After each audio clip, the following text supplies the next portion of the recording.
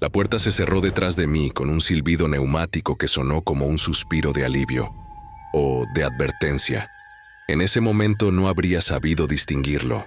El pasillo del siguiente vagón era más estrecho de lo que recordaba. O tal vez era mi percepción, jugándome una mala pasada en ese estado de confusión recién despertado. La luz era diferente aquí, más amarillenta, más densa, como si el aire mismo tuviera un color, una textura que se podía masticar. Había gente sentada, eso debería haberme tranquilizado. Gente significaba normalidad, pasajeros nocturnos como yo, atrapados en el mismo retraso, en la misma pesadilla ferroviaria, compañeros de infortunio. Pero no me tranquilizó, porque no se movían, eran tres. Un hombre en el asiento individual junto a la puerta, mirando al frente. Una mujer en un asiento doble, con las manos cruzadas sobre el bolso. Otro hombre, más joven, al fondo, con la cabeza ligeramente inclinada como si estuviera leyendo algo en su regazo. Posturas de viajeros, gente que espera que el trayecto termine. Pero no respiraban. Lo supe antes de ver nada extraño. Hay un silencio que solo tienen los cuerpos vivos. Pequeños sonidos, el roce de la ropa al moverse, el suspiro inconsciente, el tragar saliva. Aquí no había nada de eso, solo el traqueteo mecánico del tren sobre las vías, que de repente me pareció más fuerte, más presente, como si el vagón estuviera vacío y el sonido rebotara contra las paredes sin encontrar obstáculos. Di un paso adelante. «Perdón», dije. Mi voz sonó extraña. Demasiado alta, demasiado humana en aquel silencio. Nadie respondió, nadie giró la cabeza. Di otro paso. Ahora estaba lo suficientemente cerca del primer hombre para ver detalles. Un gabán oscuro, de esos que usaban los oficinistas en las películas de los 40. El cuello subido, el cabello negro, engominado, perfectamente peinado a pesar de la hora. Las manos apoyadas en los muslos. Los dedos ligeramente curvados, como si estuviera a punto de hacer algo con ellas, pero el tiempo se hubiera congelado justo antes del movimiento. «Oiga», insistí. Me agaché ligeramente para ver su rostro de perfil. La piel era gris, no pálida, gris, como el papel de periódico viejo, como la ceniza. Los labios entreabiertos dejaban ver unos dientes manchados, y los ojos estaban abiertos. Pero no miraban nada, o miraban algo que yo no podía ver. Fijos en un punto indeterminado del vagón vacío, inmóviles, sin parpadear, sin vida. El corazón me dio un vuelco, ese tipo de vuelco que duele, que se siente en la garganta y en las sienes al mismo tiempo. Di un paso atrás y mi espalda chocó contra la puerta que acababa de cruzar. El metal frío me devolvió a la realidad, a mi realidad. La del tren que no paraba y los pasajeros que no respiraban. «¿Hola?», probé de nuevo, pero mi voz era ahora un susurro. Nada. Me forcé a mirar a los otros. La mujer del asiento doble tenía la cabeza ligeramente ladeada. Un sombrero de esos que usaban las secretarias en los 50, con una redecilla medio caída sobre la frente. El vestido, de un azul desvaído, parecía húmedo, como si hubiera estado bajo la lluvia o bajo el agua. Las manos sobre el bolso, un bolso de charol negro, apretadas con una fuerza que blanqueaba los nudillos. Pero los nudillos no estaban blancos, estaban grises, como todo lo demás. El joven del fondo, no pude verlo bien desde donde estaba, pero no necesitaba verlo. Algo me decía que no quería acercarme más. El tren seguía su marcha. Ese traqueteo rítmico que antes era hipnótico, ahora me sonaba a burla, a latido de un corazón enfermo. 1, 2, 1, 2. Siempre adelante, siempre hacia ninguna parte. Miré por la ventana del vagón. La misma oscuridad absoluta. Ni una luz de servicio, ni un destello de los túneles. Nada. «Vale», me dije a mí mismo, y el sonido de mi propia voz fue un pequeño consuelo. «Vale, esto tiene una explicación. Soy analista de datos. Mi trabajo consiste en encontrar patrones donde otros solo ven números aleatorios. consiste en ordenar el caos y extraer conclusiones lógicas. Así que activé ese mecanismo, el que me permitía sobrevivir a las reuniones con Malcolm Reeves y a los informes de última hora, el que me recordaba que todo tiene una explicación racional si miras los datos con suficiente atención. 1.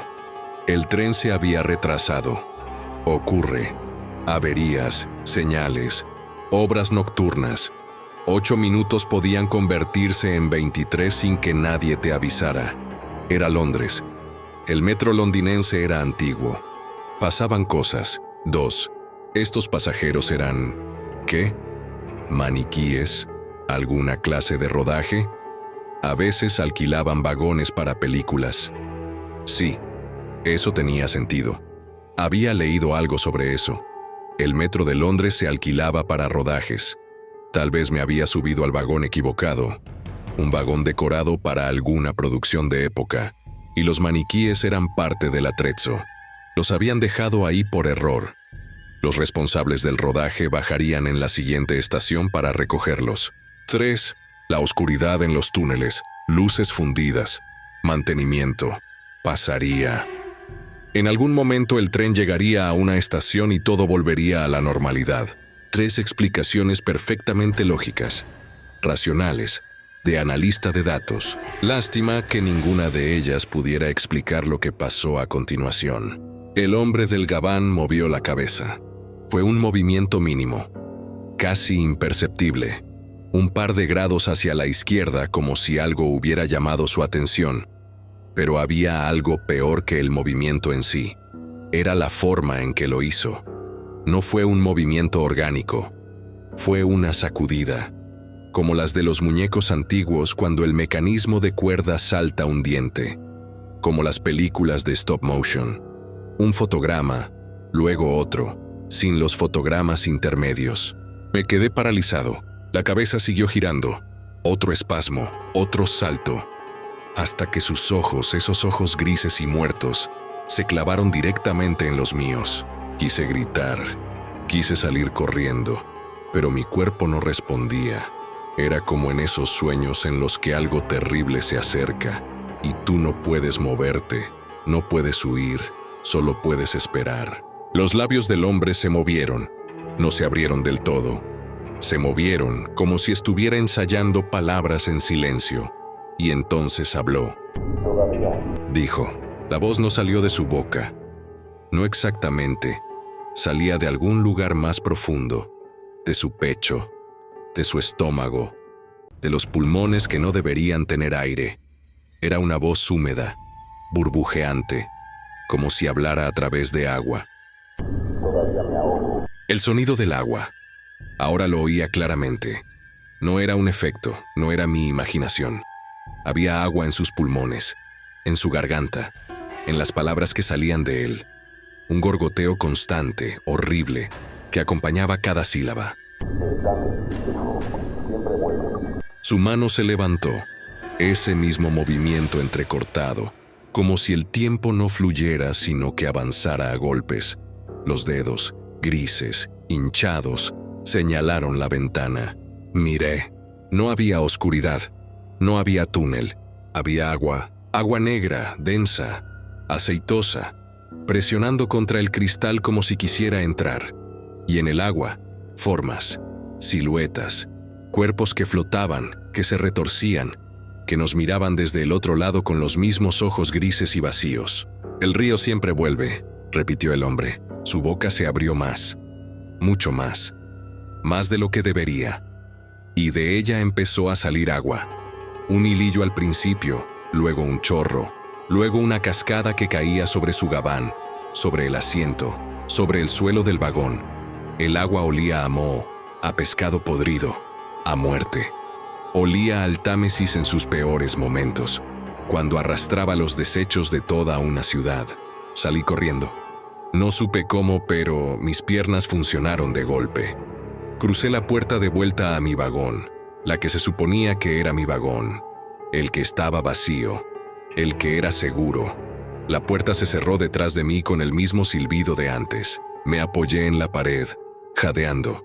El corazón me golpeaba las costillas como un pájaro enloquecido. Cerré los ojos. Conté hasta 10. Luego, hasta 20. Cuando los abrí, el vagón seguía vacío.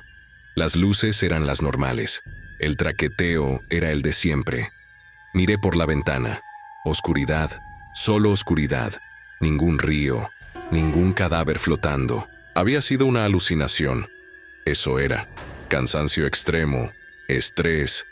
La sugerencia del anciano del kiosco, metiéndose en mi subconsciente. El café, que igual llevaba algo. Sí, eso tenía que ser. El café. Me dejé caer en un asiento. Pasé las manos por mi cara. Estaba sudando, temblando, pero estaba vivo. Estaba en mi vagón. Todo iba a estar bien. Entonces el altavoz del tren cobró vida. Era un sonido que no había oído antes en todo el trayecto. Un zumbido, luego un chasquido, luego una voz metálica, distorsionada, como la de los anuncios de las estaciones, pero diferente. Más antigua, más lenta. Próxima estación, dijo la voz. King's Cross, St. Pancras, para los pasajeros con destino a regularización de billetes. Cambien aquí para todas las líneas del subsuelo. King's Cross, St. Pancras.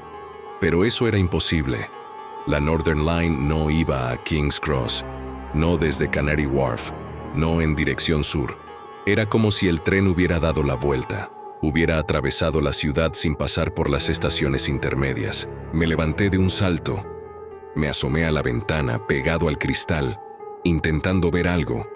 Y entonces lo vi. Luces. A lo lejos.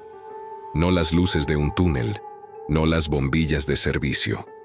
Luces de estación. Pero no eran las luces blancas y amarillas de cualquier estación de metro. Eran ámbar, rojizas, como de fuego, como de faroles antiguos. El tren empezó a frenar, y yo supe, con esa certeza que no necesita pruebas, que el anciano del kiosco no me había advertido lo suficiente.